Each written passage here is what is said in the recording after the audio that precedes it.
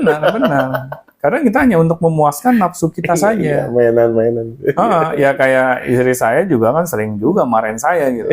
Kalau saya beli sesuatu yang Yang aneh. nggak ada manfaatnya, karena memuaskan ego saya saja. Iya, iya. Ya tapi saya nggak marah ketika ditegur gitu kan. Misalnya kamu kok beli kayak gituan yang nggak ada manfaatnya sih? Udah berulang kali masih aja dibeli. Nah, saya diomelin, Gung, jujur aja. Iya, benar-benar. Tapi saya nggak balik marah. Iya. Ya saya merasa ini teguran buat Ada saya. yang mengingatkan gitu ya. Tapi kok nggak ada yang mengingatkan sama sekali? Bagaimana bablas itu? gitu ya ada. Iya. Kita kayak terjun payung tanpa payung gitu. Yang ada keluarga kita yang bermasalah. Gitu. Yang seharusnya misalnya pengeluaran untuk anak gitu, untuk sekolah anak kita pakai buat beli PS5. Ya. Nah kan kacau balau gitu. Akhirnya kita ya selalu gitu, pengeluaran keuangan keluarga kita nggak terkontrol, nggak sesuai dengan penempatannya. Iya, pos-posnya gitu. Nggak apa-apa, biarkan istri kita yang mengatur, kita diberikan laporannya. Nah, hal berkaitan dengan keuangan keluarga itu ya lebih baik dibicarakan. Misalnya dibicarakan di awal bulan gitu, pas kita mulai mendapatkan penghasilan. Nah ini pengeluaran saya sekian loh di bulan ini gitu. Nah istri juga. Nah akhirnya kan enak gitu. Kita adanya keterbukaan. Tidak ada lagi yang istilahnya udang di balik batu gitu. Iya, betul. Karena ya itu Bung, jangan sampai kita mengatasi masalah keuangan kita dengan cara-cara reaktif. Ada masalah dulu, baru deh kita kayak kebakaran jenggot gitu.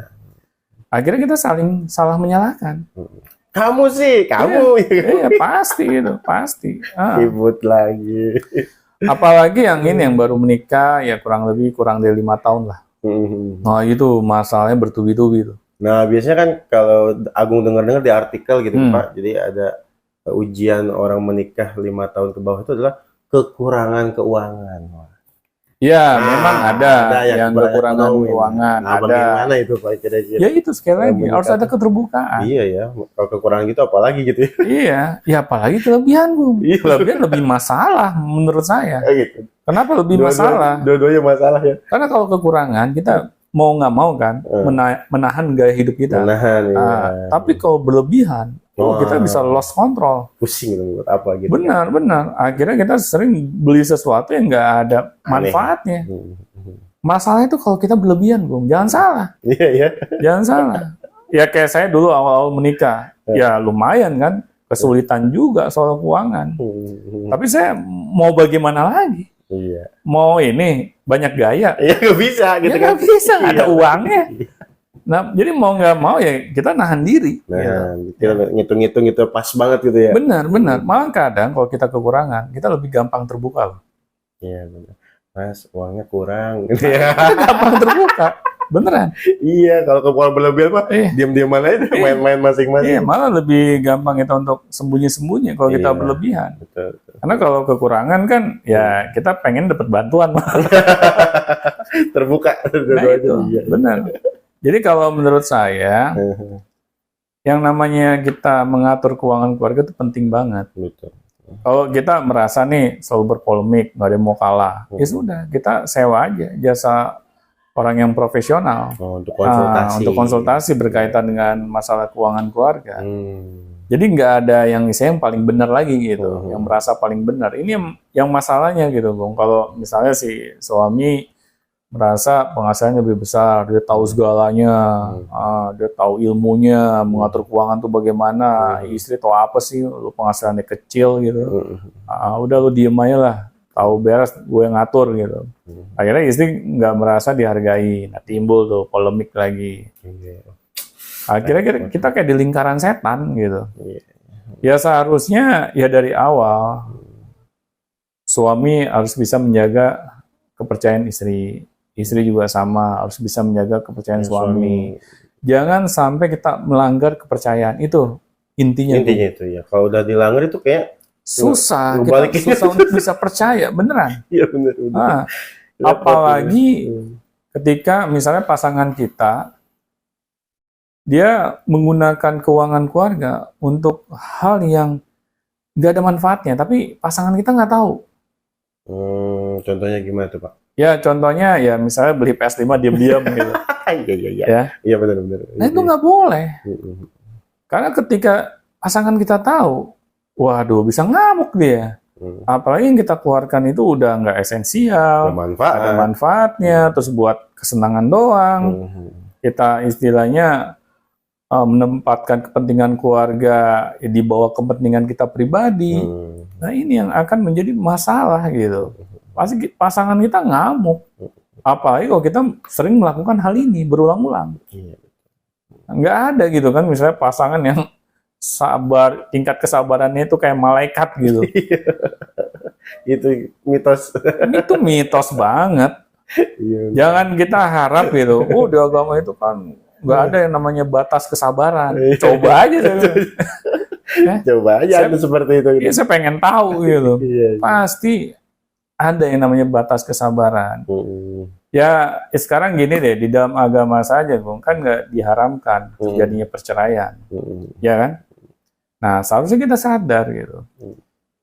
Kan kita nggak mau, misalnya keluarga kita sampai terjadi gitu ya perceraian, karena yang akan menjadi korban tuh anak. Iya. Apalagi masalahnya tentang keuangan lagi, masalah remeh-temeh, yang seharusnya kita bisa jaga dari awal gitu. Kalau adanya keterbukaan, saling percaya, saya yakin pasti kita menemui solusinya gitu. Nah, tetapi kan masalahnya, kadang kita menganggap hal ini ya nanti aja lah dipikirin. Uang kita kan masih sedikit, ngapain kita istilahnya sampai nyewa jasa orang profesional gitu. Siapa nyuruh juga kayak gitu kan, terlalu lebay gitu. Ya kalau keuangan kita masih sedikit, ya sudah, kita tahu diri lah, kita atur aja sendiri gitu kan, uangnya masih sedikit, kecuali udah banyak. Kalau udah banyak ya kita butuh lah orang profesional gitu yang mengatur keuangan. Kita pusing kalau ngatur sendiri. Jadi di situ Bung intinya, yang penting kita sadari dulu gitu ya, yang namanya kita mengatur keuangan keluarga itu sangat penting. Jadi nggak boleh dikesampingkan. Nggak boleh sama sekali gitu. Itu kayak gampang-gampang susah gitu maksudnya. Ya gampang nanti gitu kan, kalau keuangan kan kita bisa saling ini padahal nantinya yang namanya uang gitu ya Pak ya. Nggak bisa. Ada yang ingin memiliki gitu, tiba-tiba ada yang ingin ngumpetin. Ya kadang kan ada tuh istilahnya pepatah di luar gitu ya. Gara-gara masalah keuangan tuh saudara bisa jadi musuh. Iya. Kayak gitu. Nah, di situ aja kita harus tahu gitu, itu bukan pepatah yang main-main gitu. Karena ya itu yang namanya keuangan tuh sensitif banget. Sensitif betul. Ada banyak sekali gitu keluarga yang tercerai berai akibat masalah keuangan. Gak cuma 1-2. Coba tuh lihat tuh di pengadilan agama gitu kan, yang bercerai. Coba tanya, rata-rata itu yang saya nggak tahu ya, yang nomor 1 atau nomor 2 yang mana ya? Apakah selingkuh atau masalah keuangan? Ekonomi.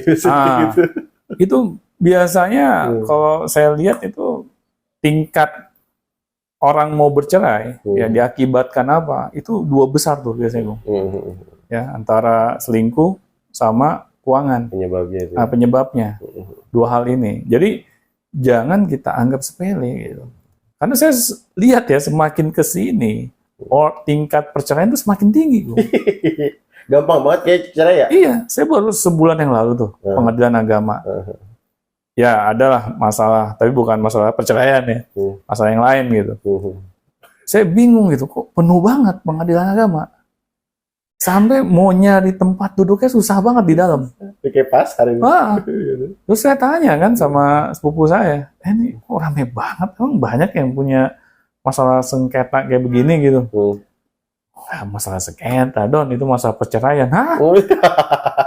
Sampai kaget gitu. Iya.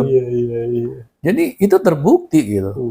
Di pengadilan agama banyak sekali orang yang mau bercerai. Nah, di sini jangan sampai kejadian sama keluarga kita. Jadi ini Gung pesan saya gitu. Janganlah kita menganggap sepele gitu masalah keuangan. Apalagi urusan dengan keluarga. Karena kalau kita menganggap sepele masalah keuangan keluarga, maka siapkah kita untuk menanggung segala resikonya yang terjadi di masa depan. Oke, baik. Terima kasih Pak Doni sama-sama pada sore hari ini, dan sampai jumpa di Beyond Education selanjutnya. Sampai jumpa teman-teman.